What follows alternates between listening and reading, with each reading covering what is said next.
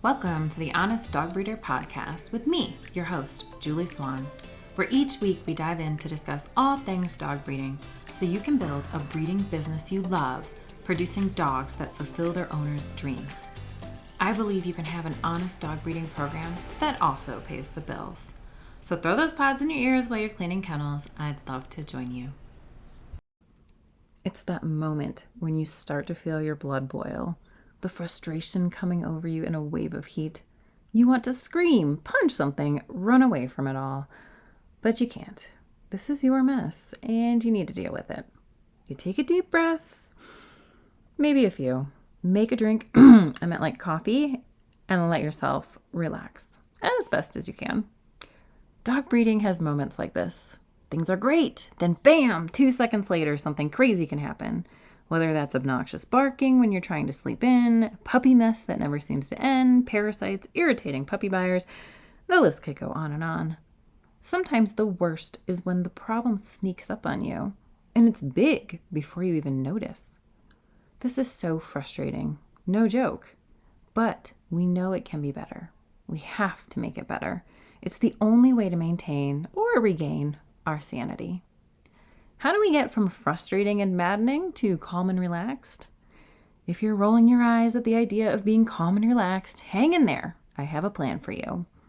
I've broken down the process of fixing your breeding program into 5 steps.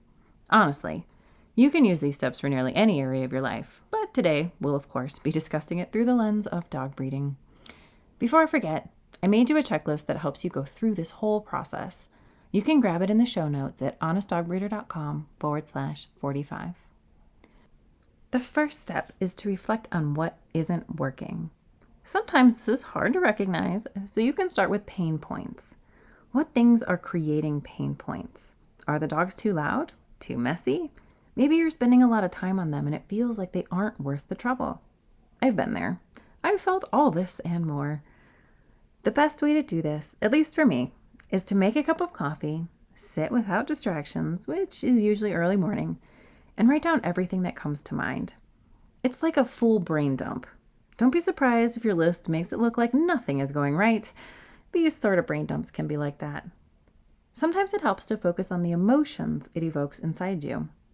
Your list might look like, I'm tired of cleaning up. I can't relax in the evening and just enjoy myself. I'm irritated with my buyers. They're so needy. I'm so tired of dealing with Giardia. This list can be really helpful because not only will it help you sort out what is driving you crazy, but it feels good to acknowledge all those issues and get them off your chest. Sometimes we feel like we have to act like everything is perfect in our breeding programs. We're professionals, right? Yet, as I've said before, breeding is complicated because of all the decisions and variables. It would be ridiculous to have it all figured out, especially in the beginning. And there's always room for improvement.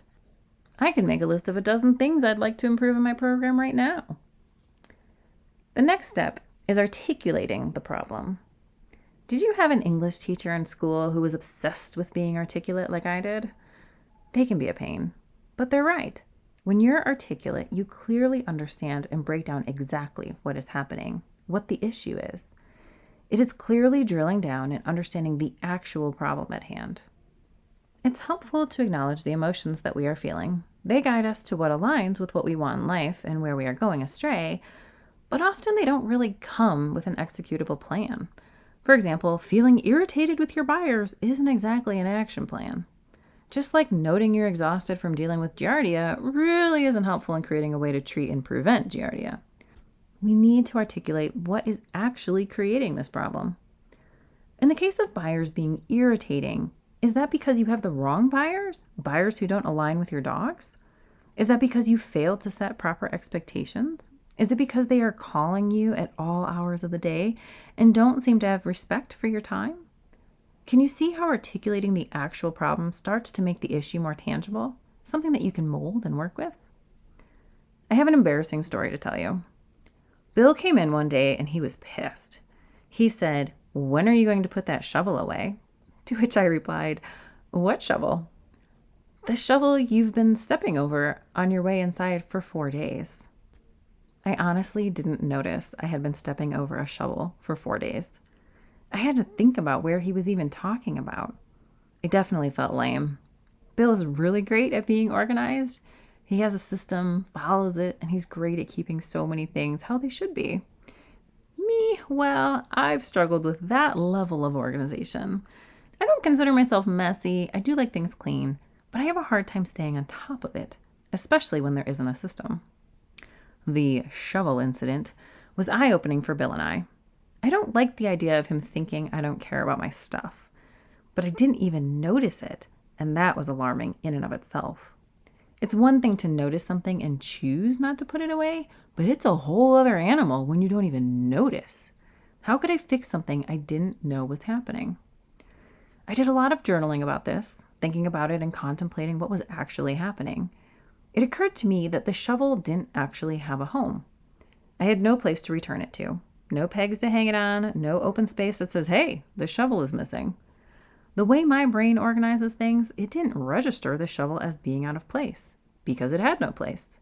Without a home, my brain simply didn't see the shovel as an item needing to be returned to its place. Realizing this, articulating the true problem behind me not putting some things away, opened a can of worms. For one, Bill thought this was some elaborate defense mechanism I concocted. It's simply such a foreign way of thinking for him, it took him a while to wrap his head around it and embrace it as a real issue for me. And two, I learned I need a home for everything, or I won't see that it's out of place. And that meant a lot of things now needed official homes. If you're curious how it ended, well, it's still something I'm working on. I realized that I am a Cricut organizer. I'll leave you a link to the YouTube video from Cass. It helped me see that I struggle with organization until I make a full plan for everything. Did I mention that takes a while? Needless to say, the shovel has a home now. This articulation of the actual problem can take a while. You really need to dig to the bottom of the issue. Here are some things that you should ask yourself about your pain point. 1. Is it a management issue for you? Maybe you're like me and you have an issue with how you manage things, as in your systems don't exactly work for you. Number 2, do you need more structure? I often feel resistance to the word structure. It feels rigid and inflexible. But it helps to ask yourself if you don't have a system in place to manage things, then it can always feel like you're in crisis mode because you aren't doing the required maintenance to keep it out of crisis mode. An example of this was my pen latches. They'd get loose from the dogs jumping on them. When I didn't have a system for checking them, preventing the problem, I would only fix them when a dog would get out, which could lead to a fight, the risk of the wrong breeding pair, or a dog getting out of the yard. It was always stressful, but with some structure or a system, I can check that each week and prevent the stress and irritation. Number 3, do you need different or better facilities? It's easy to confuse a facility problem for a dog problem. For example, Giardia was something that seemed like a dog issue. They weren't healthy, and it was an issue. Ultimately, it came down to having better facilities that no longer exposed my dogs to reinfection with Giardia. 4, do you need different dogs? Sometimes we just have the wrong dogs. I had a mom who was super messy. Most of my moms poop in the same spot in the kennels, but this dog would go anywhere, run through it, no concept of staying clean. Her puppies learned this, and they were messy too. It was a nightmare. I kept thinking I had a facility problem, but the truth was she was a messy mom and became more problems than she was worth. 5, do you need more education? Often we feel irritated by a problem because we don't fully understand what is happening. We run into a contract issue because we didn't know what we really needed in our contract, or we spread an infection through our kennels because we didn't know how it was transmitted. If you find yourself at a loss in an area, consider spending some time researching it to make it better. I have so many resources inside the Dog Breeder Society. It's what it was meant for. 6, do you need help, as in hiring somebody or asking the family for assistance? Maybe we are spread too thin. For a while, when I was helping Bill with construction, I wasn't able to clean my kennels with the pressure washer every week. We were just too busy. I felt so irritated they were always messy. Then, it was a lot to clean when I did get the chance, since the timing in between deep cleans was a lot. I decided to hire one of our guys to pressure wash the kennels each week. He was awesome. It was always done. I wasn't stressed, and it made things so much better. Number 7, do you need more you time? A common problem I see dog breeders struggle with is having time for themselves and their families. You might feel like the dogs are driving you crazy, but really it's the fact that you don't have any time to yourself, and you never get to step away from reading, even in the evening. This can happen if your dogs are in your home, especially in the center of the living room, or if you don't have a system for cleaning or your facilities are too difficult to clean. This can take away the time you'd have available. It's really hard to feel in balance when you don't have time for yourself. It's a quick path to resentment. And I'm not just talking about you resenting your dogs, but your family, who wants to spend time with you, may resent you for being unavailable. Number 8, ultimately you need to figure out what is failing. The whole goal of the articulation part of the process is to see what is failing, what link is broken. When you have that figured out, or those things, chances are there will be a few items on the list, or a lot. Then you're ready to move to step 3. Now that you know what isn't working, you can complete step 3, brainstorming solutions. You want to look at all the ways things could be better. For example, me hiring the guy to pressure wash my kennels weekly. Maybe you need to get the dogs out of your house. Maybe you need to build facilities or exercise pens to better maintain the dogs. You can put together the individual solutions for each problem you're working with. Part of that will be analyzing when you'll see the return on your investment, or ROI. For example, implementing exercise pens may give you 15 minutes back on your day every single day, while getting the puppy's litter box trained may give you some cleaning time back. You'll need to review how beneficial the solution will be, while also considering what it will cost in time or money to create it. For example, the exercise pens may be expensive, but learning how to litter box train could be a really quick investment of your time, with a big return in getting your time back. You also want to consider how long it'll be before you get some return on the investment. With the above examples, you'll get time back quickly and less stress, but how long will it take to recoup the finances involved? Is it worth it? If a facility will take years to pay off, does it justify the expense? Is there a better use of those funds? I also think you have to look at your quality of life when making these decisions. It's very easy to just look at things from a business perspective and what will bring more profit. But don't forget yourself in that equation. If I only ever did things for my kids, never took time for myself, never read a book I wanted to read, okay, let's be honest, I listen to nearly everything and I hardly read, then I would end up resenting my kids. I would be shorter fused with them because it would feel like they were taking away from me. Obviously, they're kids. They have no control over this and certainly aren't vindictive, but this little war would play out in my head. I owe it to my kids to be balanced emotionally for them. Same for our dogs. And the only way we can do this stuff is to consider our quality of life too. If I'm not in a good place, I'm no good to anyone. Not my kids, not Bill, not my buyers, and not my dogs. It isn't selfish. It's just realistic. I simply don't have the energy to put into things if I'm not in a good place myself. To summarize, when brainstorming solutions, consider the return on investment, but remember that can be paid in money, time, and sometimes it pays in peace of mind. Step 4 is where it all comes together.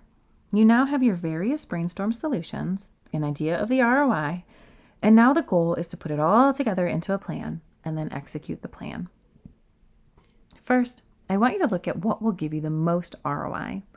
Sometimes it seems like it's ideal to buy something that makes whelping and puppy rearing easier, but if we only have 4 litters a year, we only need that stuff a few months out of the year. If we took that money and spent it on something that saved us time with our adult dogs, like exercise pens, well, the time we get back may be a little less per day, but it's something we would use every day, all year round, which would bring you less stress and more peace of mind. We can take our solutions and rank them, see what's the best choice or option for us.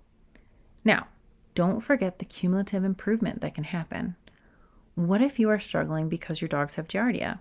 By putting up some exercise pens that are easier to clean or that prevent exposure, you will not only save time and money in treating Giardia, but you might also save time managing dogs. What could you do with the extra time and money you saved? Could you spend an hour or 2 on your kennel website during the week? That might help you narrow buyers so the ones who are calling you are more aligned with your ideal puppy buyer. So you're now managing fewer calls and the calls are more productive. These cumulative gains are why established programs are much easier to manage. So many things are already in place. things that simply make running a breeding program easier. And on to step 5. The best laid plans of mice and men often go awry. A translation of Robert Burns' quote reminds us that despite our best attempts at planning, things won't always go as we hoped. Step 5 is all about reviewing your plan, its execution, and the results you're getting. You may find that your exercise pens don't prevent barking, and now that's a new problem. Or your first attempt at litter box training pups might be really frustrating and take some more brain power and time than you originally thought. It's at these moments we need to again review the process, analyze the problem, and see if we can pivot or tweak what we're doing so that we can make it better. Don't expect perfection, expect progress. Sometimes that progress is learning of a new issue to deal with, and that's okay too. The more we know, good or bad, the more we have to work with to make it better. So we try some things, change them, try again, and through that learning and trial and error, it gets better. I made you a checklist that gives you all the steps for this process and some things to think about. You can grab it at the show notes at honestdogbreeder.com/45. If you're at a complete loss on where to start, why not try my quiz? It helps you diagnose where you should put your focus in your breeding program. The quiz has different sets of questions based on where you're at in your breeding journey. So even if you haven't bred a litter, there's hope for you. After the quiz, you'll get an email with the option to take a free mini course on the specific breeding pillar you scored. People are loving the mini courses. Check it out at honestdogbreeder.com/quiz. Thank you for joining me for another episode of the Honest Dog Breeder podcast with me, your host, Julie Swan. If you found this episode helpful, please leave a review. It helps other honest breeders find our amazing community. Thank you again, and I'll see you in the next episode.